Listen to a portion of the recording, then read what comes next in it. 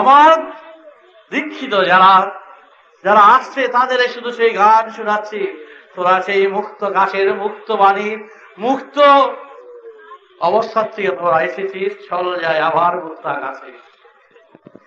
এই পিঞ্জর ভেঙে ফেলতে হবে, সংস্কারের পিঞ্জর আর চলবে না। তাই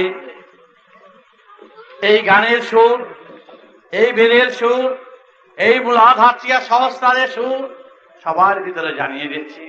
এতে কি হবে? অভাব অভিযোগ থেকে মানুষ মুক্ত পাবে।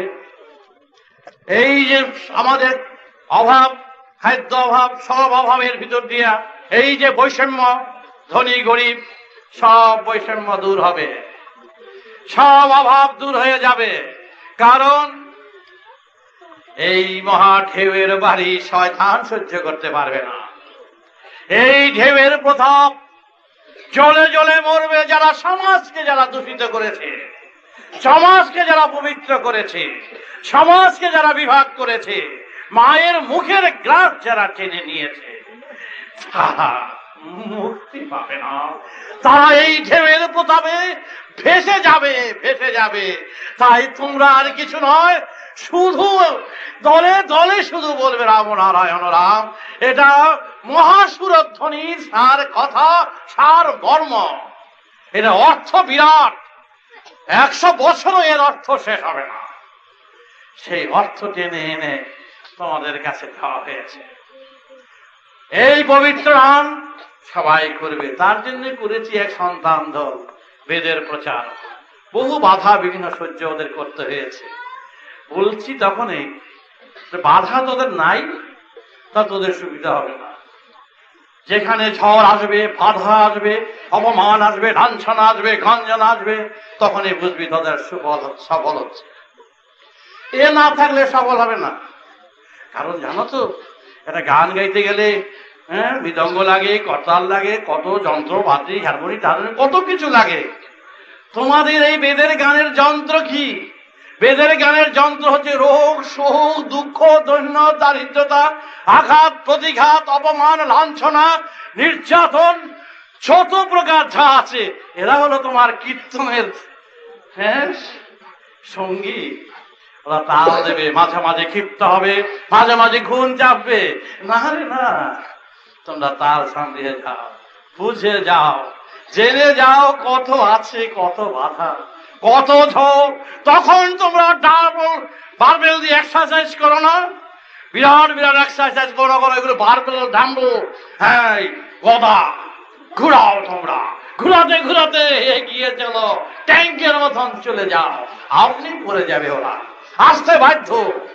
কত আর নাচবে।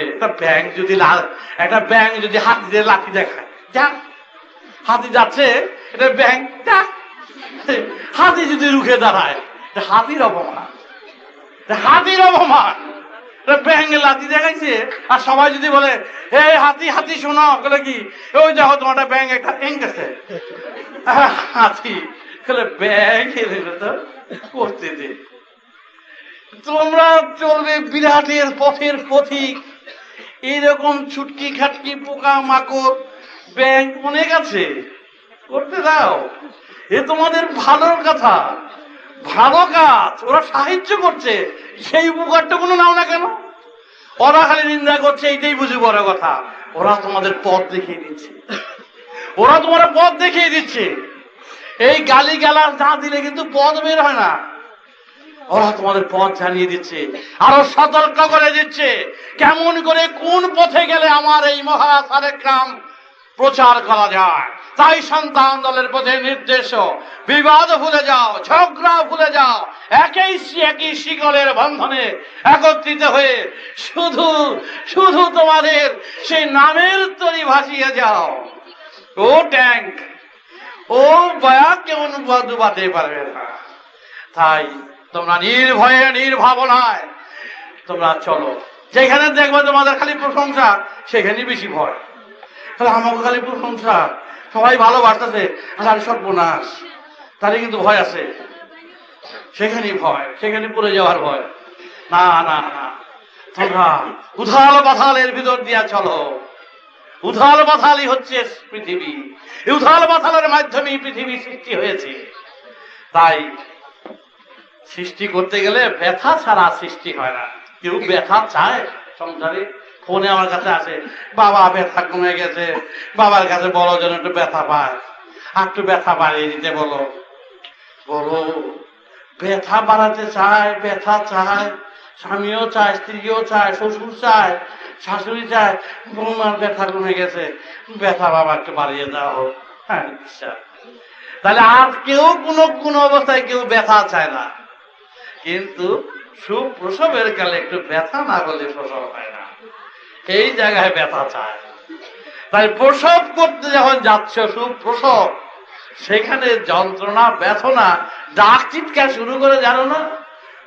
হ্যাঁ, এইবার ঠিক আছে, এইবার ব্যথা চলছে, এইবার বাচ্চা বেরোবে। বুঝতে পেরেছ? তাই তোমাদের মহাকাশের মহাগর্ভে রয়েছে মহানাম, সেই বাচ্চাকে, সেই সুর তোমাদের বার করতে হবে। তাই যন্ত্রণায়, ব্যথায়, নির্যাতনে, অপমানে, লাঞ্ছনায় যখন ধাউ ধাউ করে এই যজ্ঞ জ্বলবে, সকল বুঝবে সুপ্রসব আসন্ন।